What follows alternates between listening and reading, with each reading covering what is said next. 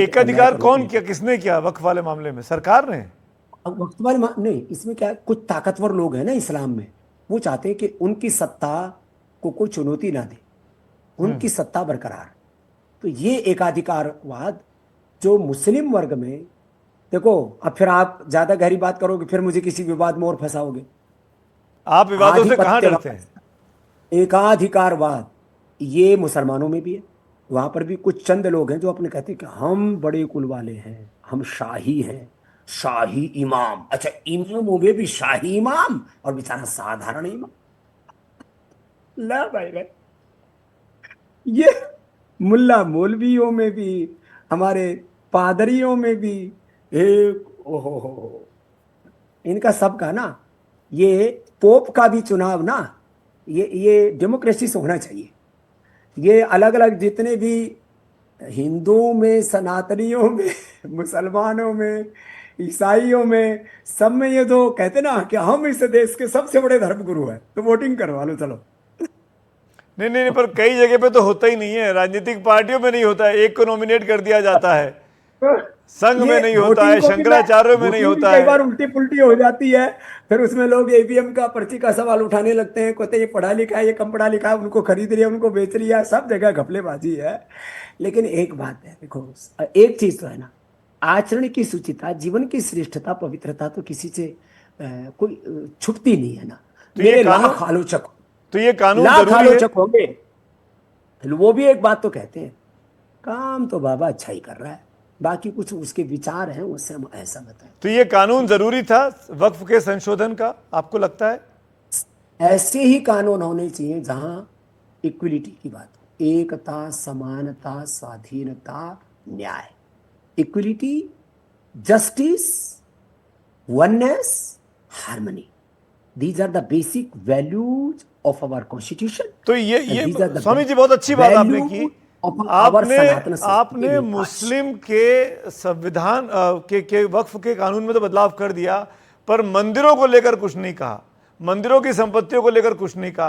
कोई जाने माने उन्हीं का जानकार हैं, उनका यह कहना है कि यूनिफॉर्म सिविल कोड की आवश्यकता है, समान नागरिक संहिता होती, सबके लिए एक जैसे कानून बन जाते, सबके लिए एक ही तरह की संपत्तियों के कानून होते। आप देखो, सहमत हैं? अब देखो, ये मामला बड़ा गहरा है।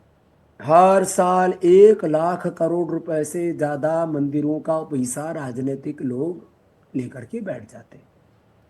अब एक तरफ कहते हैं हम तो सेक्युलर है और हमारा धर्म से कोई लेना देना नहीं, धर्म धर्म की प्रकृति के अनुसार चलेगा, ठीक है। तो भाई धर्म का फिर पैसा तुम क्यों लेते हो? भगवान का पैसा हम्म। गौशाला में, धर्मशाला में, विद्यालय में, संस्कृति के उत्थान में, संस्कृत के उत्थान में, दीन दुखियों के कल्याण में, वो अपने आध्यात्मिक मूल्यों की प्रतिष्ठापना के बड़े बड़े अनुष्ठान हैं, उनमें लगना चाहिए ना।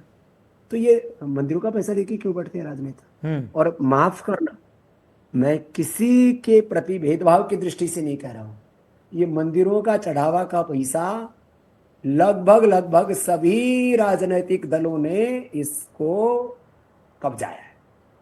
बड़ा इल्जाम लगा रहे हैं आप, हेडलाइन देके जा रहे हैं। इल्जाम कहाँ लगाया मैंने किसी पर? जवाब इल्जाम उसको कहते हैं जो झूठी बात कही जाए। मैंने आरोप किस पर लगाया? नहीं, आपने नाम नहीं लिया, पर आप आपने। देखो, पत्रकार हो, मैं आपके एक एक शब्द को पकड़ूंगा, शब्द ब्रह्म होता है। बिल्कुल बिल्कुल पकड़िए, हम तो पब्लिक डोमेन में इसीलिए हैं कि हमारी गलतियों को सुधारें आप, हमको गलती मानने में तो भी आरोप दिक्कत नहीं नहीं है। लगाया, हकीकत नहीं, मैंने पर आपने बताई। एक बड़ी गंभीर बात की है कि जो चढ़ावा आता है वो राजनीतिक पार्टियां, जिस तरीके से आप बोल रहे हैं। उसका, हाँ, मैं बोल रहा हूं, उसके ऊपर बोर्ड बना देते हैं, फिर उस बोर्ड में क्या होता है वो सबको पता है। बिल्कुल। कुछ जगह जो मंदिर प्रबंध समिति है उसमें भी अव्यवस्था है, और कुछ जगह सरकार की तरफ से भी जो व्यवस्थाएं चल रही हैं वहां प्रबंधक बैठा दिया जाता है, उसकी तरफ से भी अव्यवस्था है। इसकी बहुत ही विवेकपूर्ण व्यवस्था होनी चाहिए, धर्मपूर्ण व्यवस्था होनी चाहिए, न्यायपूर्ण व्यवस्था होनी चाहिए। कम से कम जो सनातन धर्म के मंदिर हैं, उनके सनातन धर्म के मंदिरों का पैसा सनातन धर्म के जो मूल सिद्धांत है, मूल रीति नीति है, मूल परंपराएं, उनकी प्रतिष्ठा के लिए खर्च होना चाहिए। एक आखिरी मुद्दा और, उसके बाद मैं आपका समय नहीं लूंगा। और ये मामला जिस भाषा में हम और आप बात कर रहे हैं, मैं हिंदी को लेकर बात करना चाहता हूं।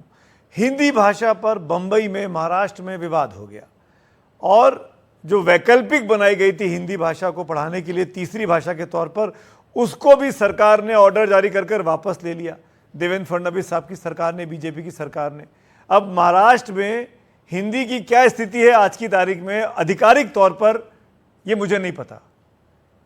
इस पर आपकी टिप्पणी। देखिए, पूरे देश को एकता के सूत्र में बांधने के लिए सारे लोकमान्य गंगाधर तिलक जी से लेकर के, जो महाराष्ट्र में जिन्होंने कहा था कि स्वराज्य हमारा जन्मसिद्ध अधिकार है,